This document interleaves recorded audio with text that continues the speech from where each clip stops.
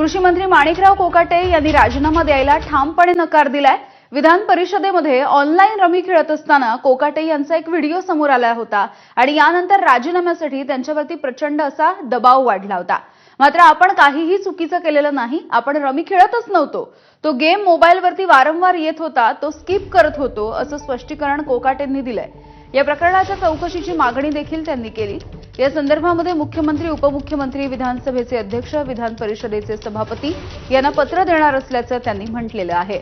या प्रकरणाची चौकशी करा, चौकशीमध्ये दोषी आढळलो तर राजीनामा देऊ, नाहीतर ज्यांनी व्हिडिओ व्हायरल केला त्यांना कोर्टामध्ये खेचू, अब्रू नुकसानीचा दावा दाखल करू, असंही कोकाटे म्हणाले।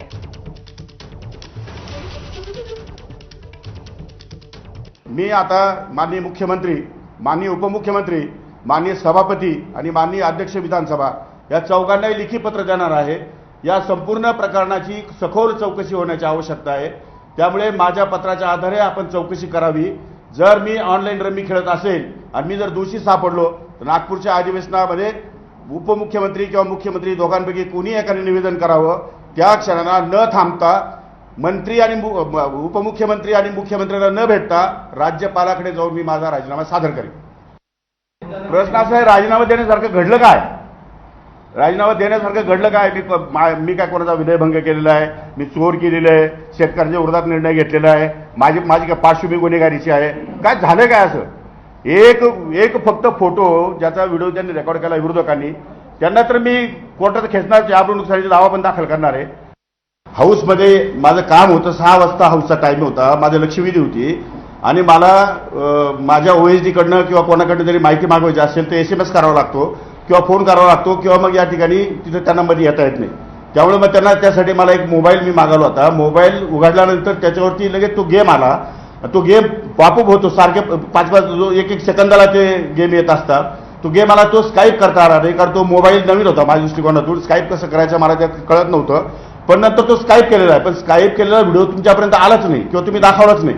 त्यामुळे तशा प्रकारचं जो जे गेम येतात वारंवार सारखे, तो काही एकच गेम येत नाही।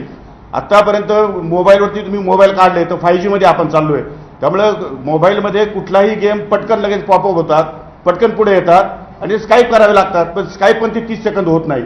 आणि हा 18 सेकंदाचा फक्त व्हिडिओ आहे, जो जेव्हा मी फक्त मोबाईल उघडला आणि त्यातून त्याला स्काईप करण्यासाठी प्रयत्न करत होतो तेवढ्या वेळातला हा 10-15 सेकंदाचा फक्त व्हिडिओ त्यांनी शूट केला आणि त्याच्यावरती आरोप प्रत्यारोप या ठिकाणी सुरू झाले। तर सभागृहामध्ये रमी खेळणं हे अयोग्य आहे असं मुख्यमंत्र्यांनी सुनावल्याच्या नंतर माणिकराव कोकाटे यांनी एक अजब दावा केलाय।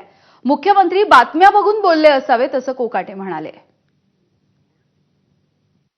विधान भवनामध्ये ज्यावेळेस चर्चा चालते त्यावेळेस आपलं कामकाज नसलं तरीही आपण त्या ठिकाणी सिरियसली बसणं गरजेचं आहे। साधारणपणे एखादे वेळेस असं होतं की तुम्ही कागदपत्र वाचता, बाकी गोष्टी वाचता, पण रमी खेळतानाचा व्हिडिओ हा काही निश्चितच योग्य नाही। अर्थात त्यांनी त्या ठिकाणी खुलासा देखील दिलेला आहे की मी काही रमी खेळत नव्हतो, अचानक ती पॉपअप झाली। पण ते जरी त्यांनी सांगितलेलं असलं तरी एकूण जे काही घडलेलं आहे ते काही आम्हाला भूषणावं नाही। मुख्यमंत्र्यांना ब्रीफ मी या ठिकाणी केलेलं नाही, माझ्याकडून मुख्यमंत्र्यांना सांगण्यात आलेलं नाही आणि त्यांच्याकडून चौकशी पण झालेली नाहीये। त्याच्यामुळे त्यांचा समज होणं साहजिक आहे। मीडियावरती विश्वास ठेवून माननीय मुख्यमंत्री महोदयांनी स्टेटमेंट केलेलं दिसतंय, परंतु तसं प्रकारचं कुठलंही काम मी रमी या ठिकाणी खेळलो नाही आणि खेळणं बरोबर नाही। तर कोकाटेंनी राजीनामा द्यायला नकार दिला असला तरी विरोधकांनी मात्र त्यांच्या राजीनाम्याची मागणी लावून धरली आहे।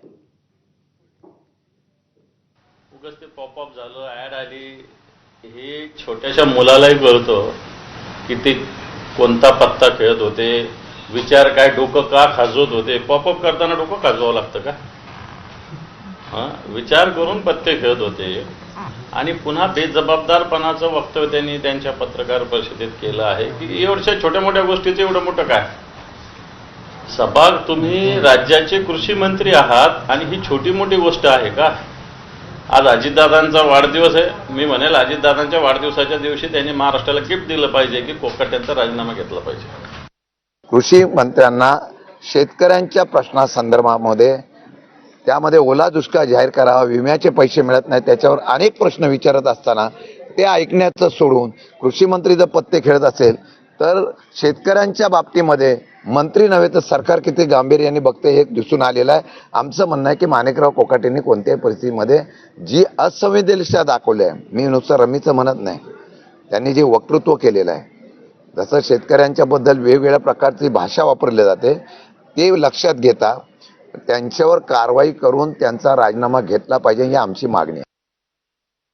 शेवट ऑनलाईन रमी खेळताना आपण त्यांचा कॅमेरा व्हिडिओ व्हायरल झालेला आहे. सगळ्यात महत्त्वाचं ऑनलाईन रमी असू या वेगवेगळ्या माध्यमातून अनेकांचे संसार बर्बाद झाले, अनेक तरुणांना फाशी घेण्याची वेळ आली. आणि जर राज्यातले जबाबदार मंत्री जर अशा पद्धतीने रमी खेळत असेल ते चुकीचं आहे. त्यामुळं आणि या सगळ्यात महत्त्वाचं राज्याच्या तुम्ही अधिवेशनाच्या कालखंडामध्ये पाहिलं असेल की विकासापेक्षा चुकीच्या गोष्टीला जास्त महत्त्व देण्यात आलं.